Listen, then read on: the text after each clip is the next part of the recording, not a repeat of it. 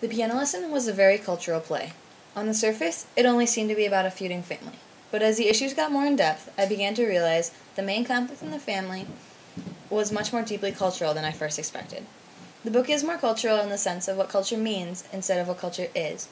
At first glance, the conflict in the piano lesson seems to be the piano.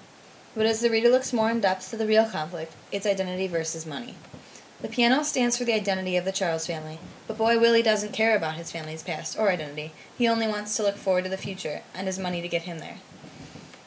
What Boy Willie ignores for money is the fact that identity makes people who they are, and without it they have no purpose.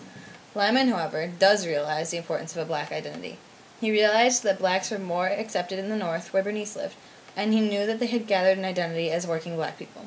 They were more respected in the North with their identity than as slaves or former slaves in the South. This still couldn't convince Boy Willie to take identity and purpose over money. But as Tom Thist once said, having a purpose is the difference between making a living and making a life, which is what Lyman and Bernice were thinking in their own ways about their identities. But all in all, the piano stands for not only the family's history, but their identity and key purpose in the novel.